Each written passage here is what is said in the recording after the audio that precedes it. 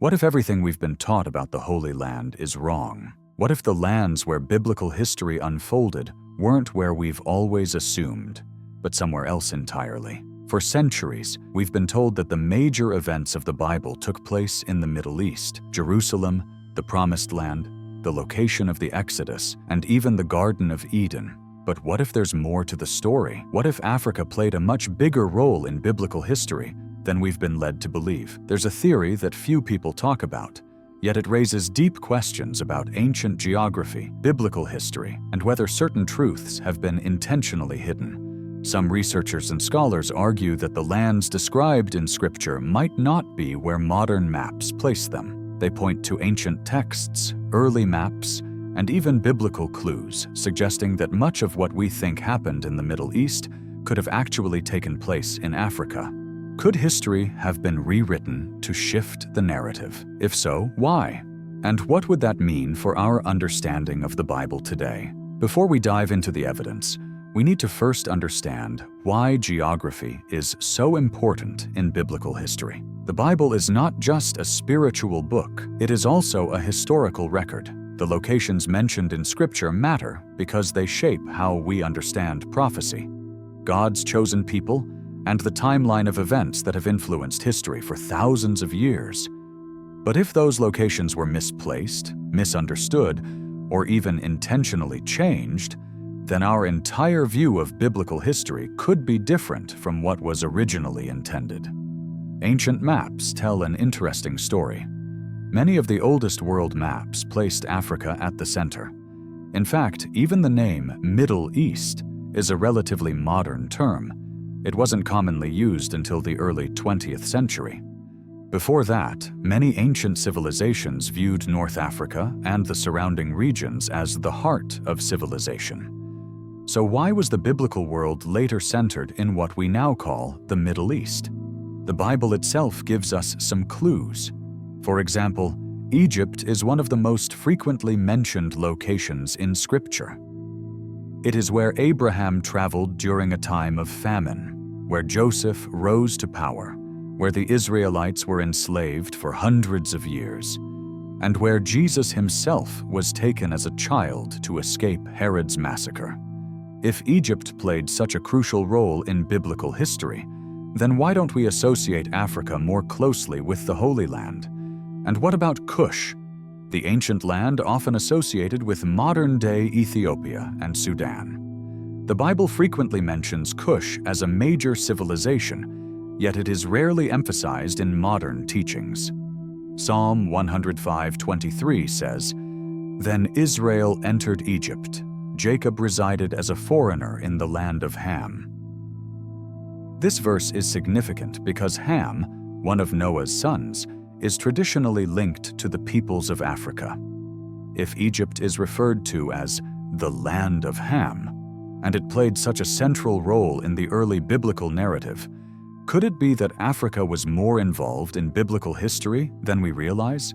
Another clue comes from the rivers mentioned in Genesis. When describing the location of the Garden of Eden, Genesis 2:13 says, "The name of the second river is the Gihon. It winds through the entire land of Cush." This raises an interesting question. If the Gihon River is associated with the land of Cush, and Cush is understood to be in Africa, could it mean that the Garden of Eden itself was closer to Africa than we've traditionally believed? These are just a few of the many geographical questions that challenge our traditional understanding of the biblical world. But the real question is this: if Africa was a central part of biblical history, then why was its role diminished over time? To answer that, we need to take a closer look at the evidence that suggests Africa could have been the true Holy Land, and whether history has been intentionally altered to shift our perception of where the Bible's most important events really took place. As we begin to examine the evidence, a pattern starts to emerge, one that suggests Africa may have played a far greater role in biblical history than most people realize. From ancient texts to archaeological discoveries, we find clues that challenge the traditional narrative and point toward Africa as a central stage for God's interaction with His people. One of the most compelling arguments for Africa's significance in biblical history is the sheer number of biblical figures and events that are directly tied to the continent. Egypt, of course, plays a massive role in Scripture. Abraham, Jacob, Joseph, and Moses all had significant experiences there. The entire story of the Exodus, one of the most foundational events in Israel's history, took place in Africa. But Egypt wasn't the only African region involved. The Bible frequently mentions Cush, which is often associated with modern-day Ethiopia and Sudan. In fact, in Zephaniah 3:10, we read, "From beyond the rivers of Cush, my worshippers will bring me offerings." If Cush was considered a place where God's followers dwelled, why isn't it discussed more often in biblical geography? Cush, which is often identified with the upper regions of the Nile, was a powerful and wealthy civilization in ancient times. Some scholars believe that the biblical land of Sheba, home of the Queen of Sheba who visited King Solomon, may have also been in Africa rather than Arabia, as commonly believed. Ethiopian tradition holds that the Queen of Sheba was from their land and that she bore a son from Solomon, beginning the Ethiopian royal dynasty. This leads us to another major question. What if the Solomonic dynasty and the Ark of the Covenant's possible location in Ethiopia are more than just legends? For centuries, Ethiopian Christians have claimed that they are the protectors of the Ark of the Covenant, hidden in a guarded chapel in Axum. While Western scholars have largely dismissed this as myth, the fact remains that Ethiopia has one of the oldest Christian traditions in the world, and its people have preserved biblical texts that differ in certain ways from Western versions of Scripture. Then there's the Ethiopian eunuch in Acts 8. This man was reading from the book of Isaiah when Philip explained the gospel to him. Ethiopia was not a small, insignificant kingdom. It was a major power in the ancient world. And yet, despite Ethiopia's long history with Judaism and early Christianity, we rarely hear about its biblical significance. Another key figure is Zipporah, the wife of Moses, who was a Midianite. Some traditions suggest that the Midianites had African roots, further strengthening the idea that Africa played a much larger role in biblical history than we've been taught. But perhaps one of the most fascinating arguments comes from the possible location of the Garden of Eden itself. Genesis describes 4 rivers flowing from Eden: the Pishon, Gihon, Tigris, and Euphrates. While the Tigris and Euphrates are commonly associated with Mesopotamia, the Gihon is described as winding through the entire land of Cush. If Cush is in Africa, does this mean Eden was closer to Africa than previously thought? Could the biblical world have been centered around Africa rather than the modern-day Middle East? Another compelling clue comes from early maps. Some ancient cartographers depicted Jerusalem in Africa rather than in the Levant. Early European travelers reported seeing maps where biblical locations were placed much farther south than they are today. While this doesn't necessarily prove that Africa was the true Holy Land, it does raise questions about how biblical geography was interpreted in the past.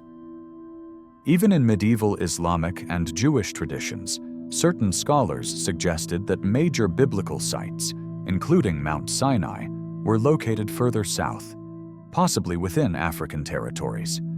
Some believe that the real Mount Sinai could be in modern-day Sudan or Ethiopia, rather than in the Sinai Peninsula, which was designated much later as the biblical site. There's also the question of linguistic connections. Some ancient African languages have striking similarities to Biblical Hebrew, leading some to theorize that ancient Israelites may have had closer ties to Africa than previously assumed. The Ge'ez language, which is still used in Ethiopian Orthodox Christian services, has been compared to early Semitic languages, and Ethiopian texts contain some of the oldest biblical manuscripts in existence.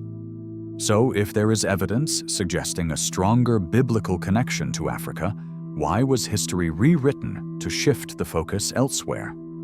To understand this, we must look at how world powers throughout history have shaped religious narratives. The Roman Empire played a crucial role in defining the locations of biblical sites. When Rome destroyed Jerusalem in 70 AD, the early church became increasingly centered in Europe rather than in Africa or the Middle East. As Christianity spread through the Roman Empire and later into Europe, the traditional understanding of biblical geography began to shift toward locations that were politically and religiously convenient. Then, during the colonial era, European scholars and mapmakers influenced how biblical history was taught. African history, in general, was often downplayed, and biblical connections to Africa were largely ignored in favor of a more Eurocentric narrative. Over time, this shaped how people understood the geography of Scripture. The renaming of regions also played a role. The term Middle East itself didn't exist until the 20th century. Before then, the lands that are now considered part of the Middle East were often thought of as extensions of North Africa. Could it be that biblical locations were reassigned to fit a new geopolitical worldview? Then there's the question of Ethiopia's Ark of the Covenant. Ethiopian tradition holds that the Ark of the Covenant was taken from Jerusalem and hidden in Ethiopia, where it has been guarded for centuries. If this claim is true, why isn't it given more serious attention? Could this be another piece of the puzzle suggesting that Africa played a much bigger role in biblical history than we've been led to believe? Even Egypt itself has undergone a shift in perception. While the Bible describes Egypt as a mighty nation where major biblical figures lived, today it is often thought of as separate from biblical lands, as if it were only a secondary location rather than a major setting for biblical events. Could this be another example of the slow erasure of Africa's significance in Scripture? These questions force us to reconsider long-held assumptions. If biblical history was centered more around Africa than we've been taught, what does that mean for how we understand the Bible today? This leads us to an even deeper question. Does it actually matter where biblical events took place? And if history has been altered, what does that mean for our faith? If Africa played a more central role in biblical history than we've been taught, does that change the core message of the Bible? Does the exact location of events impact the truth of Scripture, or is it simply a matter of historical accuracy? Some argue that the location of biblical events doesn't matter, that faith is based on spiritual truth, not geography. And while that is true to an extent, the way history is presented does shape how people understand the Bible. If key details have been altered, suppressed, or forgotten, then what else might have been changed? One major implication of this theory is how it affects the identity of biblical people.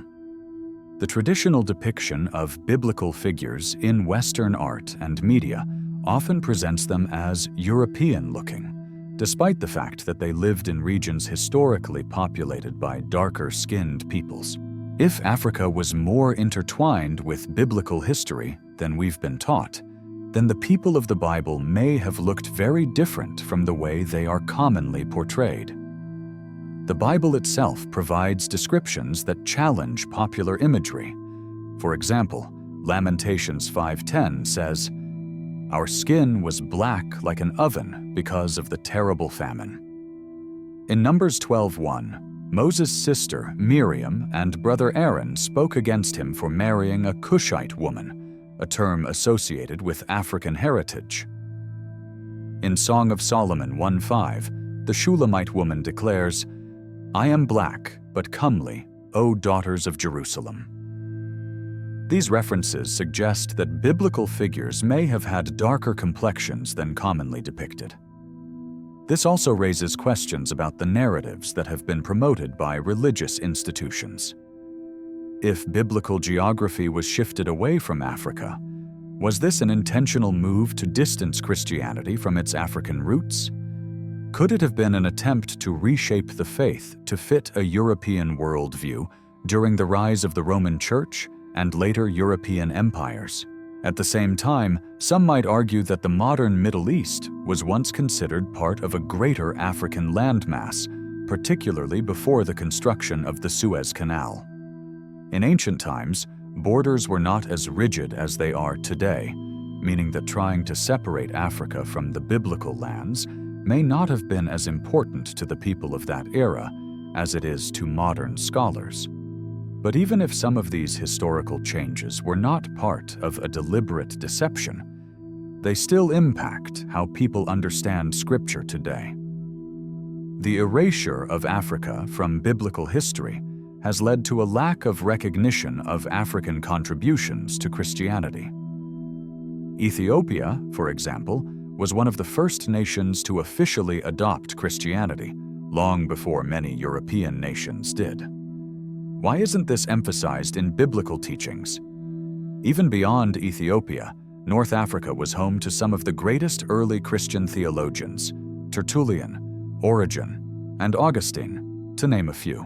And yet, African Christianity is often overlooked in favor of a more Eurocentric narrative. Recognizing Africa's role in biblical history doesn't change salvation. It doesn't alter the message of the gospel or the work of Christ. But it does challenge how the faith has been presented. It forces us to ask, are we seeing the full picture, or have important details been lost along the way? Another major implication is prophecy. If the original biblical lands were different from what we've been told, then how does that affect end-time prophecy? Are we looking at the wrong locations when we try to interpret biblical predictions about the last days? Many people assume that certain prophecies refer to modern nations in the Middle East, but what if some of those references actually apply to regions in Africa? Even the concept of the Promised Land takes on new meaning if biblical geography has been misunderstood. If certain locations have been misplaced, does that mean the inheritance of God's people is different from what we've imagined? These are questions worth exploring. So what do we do with this information? First, we should be open to asking difficult questions. Many believers are taught not to question traditional interpretations of Scripture, but God does not fear our curiosity. If the Bible is truth, then it can withstand scrutiny. Second, we should seek out historical sources beyond what we've been given in mainstream teachings. Ancient maps, early Christian writings, and non-Western perspectives on biblical history can provide insight that is often missing from modern discussions. And finally, we should be aware of how history shapes our understanding of faith. Whether or not biblical events took place in Africa does not change the message of salvation, but recognizing the broader historical and cultural context can enrich our understanding of Scripture and its impact on the world. So now, I want to hear from you. Do you think biblical history has been altered? Have you ever considered the possibility that Africa played a bigger role in Scripture than we've been told? Drop a comment below, and let's discuss. And if you found this video thought-provoking, make sure to subscribe and turn on notifications, because we are going to continue exploring the hidden truths, lost history, and biblical mysteries that most people ignore. Could the real Holy Land be somewhere we never expected? It's time to search for the truth.